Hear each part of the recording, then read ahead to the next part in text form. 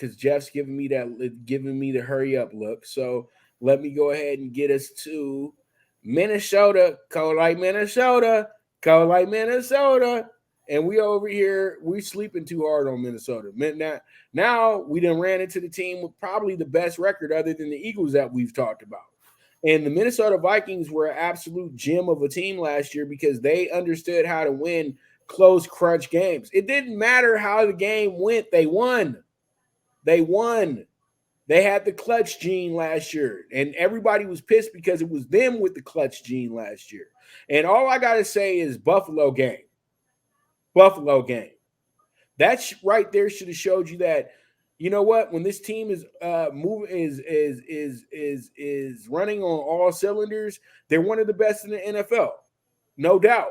They have a roster that's built to be a Super Bowl team. It's just, do you have a coach that can get you there? Do you have a quarterback that can get you there?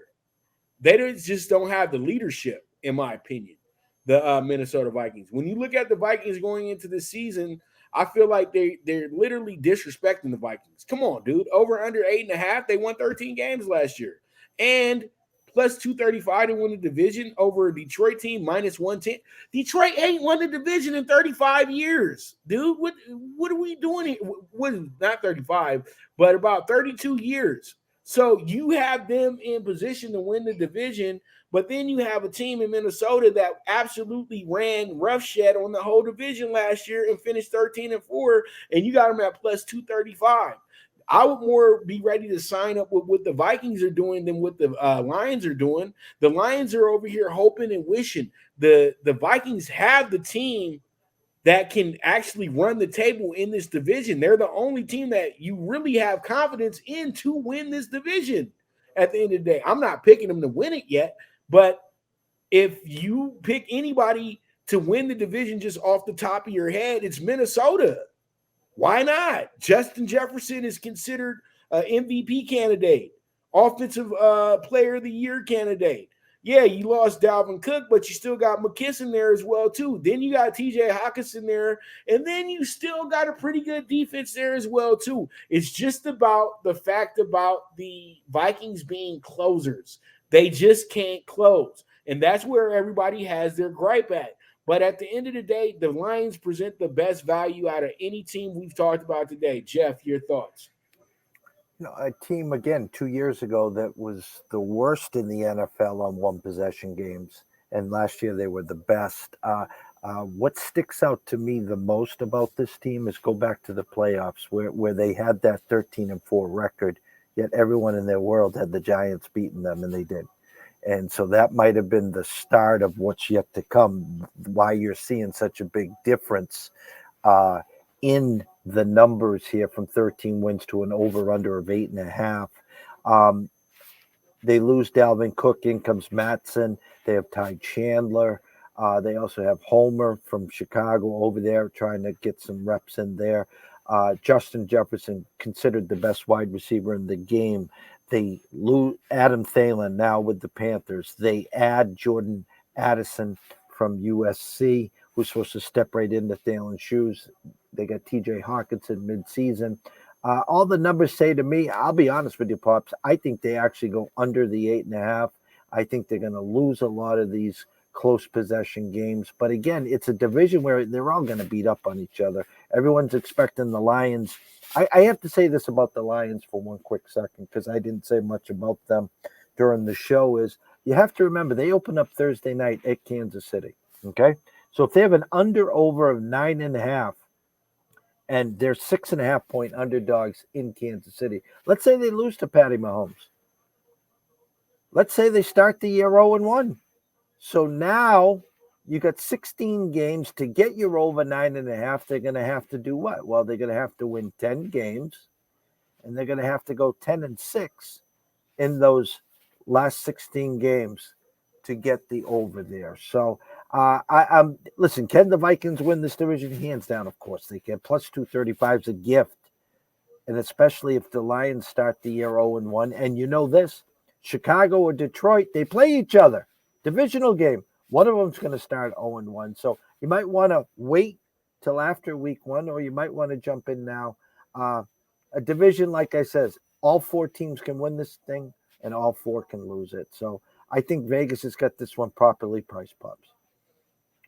And there it is. There it is. And pretty much another really, really good show. Another really good way of breaking it on down. I thank you so much for that, Mr. Dawson. And when I look at this division, one last statement that I have before we sign off. But I feel like when you look at this division, you say, okay, when you look at roster, you probably say, to me, the Vikings probably got the best roster, okay? When you look at the coach situation, you say Green Bay probably has the best coach when you look at the record of the division. When you look at a team that has the best chemistry, you look at the Lions. And then when you look at a team that has the look of a team that's ascending and has the superstar of the division, it's the Bears. And that's why we come down to this division being other than the AFC South, this division is probably the most wide open division of them all. And it's the most wide open division in the NFC. And that's tough to say because I'll have a little bit more to talk about. I thought it was going to be the South, but the more and more I look at the South, I've kind of came up with my assumption about how that division is going to go. But we'll talk about that more next week. But the North is going to be both North divisions are going to be a very difficult situation. And when we look at the AFC North, same kind of thing. You look at it in a sense, you got the Bengals probably have the star power, have the best star power. The Ravens have the best roster, both sides. Steelers have the best coach in Tomlin. And the Browns have, like I said, like I was pretty much just said about the Bears, they probably have the 2 superstars of the division in Deshaun Watson and Chubb, meaning that they'll be the most talked about people in the division most times. So we got some parity here. And I just really can't wait to break out all my over-unders when we do part 4 of our shows and stuff like that. But with that, I can't keep folks too much longer. And I want to thank you guys so much for tuning in today. Jeff, any final thoughts before we wrap this thing up? No, another week under the belt. Enjoy the NFL this weekend. 2 games tonight, Carolina at New York and the Bengals at Atlanta. Got a full slate on Saturday afternoon and a game on Sunday with the Saints at your Chargers. So excited for fantasy, excited for the NFL Bet Exchange. More data to get in, more processing, who's getting cut, who's getting added, who got injured, who didn't get injured. So everyone stay tuned here. Always honored and blessed to be a part, and a big season ahead of us coming soon. Yes, I cannot wait. And absolutely incredible stuff coming from both of us as we move along in this NFL season and all that good stuff. I'm excited, man. I am really excited about this year. Maybe because I won my fantasy title last year. That's why I'm probably really excited. So, but we'll see. We'll see. I'm getting a little nervous now because, once you win the league, you start worrying about putting together the perfect roster. But then you have to figure out that, they're going to have to show up for you first too. It don't matter who you put on that team. They're going to have to show up, so man, great show today. Thank you for everybody who watched the show today. We'll be back next Friday. Hopefully, if Jeff doesn't have any issues with internet or anything like that, or little dogs running in the room, drop kicking them or anything like that. So, we'll be back next week to talk some more, and me and Jeff will be together on Thursday to talk some LA East Coast stuff as well too. The Primetime Angles is going to be coming up probably in the next 45 minutes to an hour, so you guys make sure to be ready for that. Going to be breaking some stuff down, and then we got talking tickets as well too. So thank you so much for tuning in one last time, and with that, we are gone.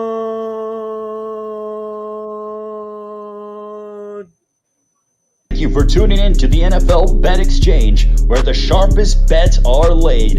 This show was produced by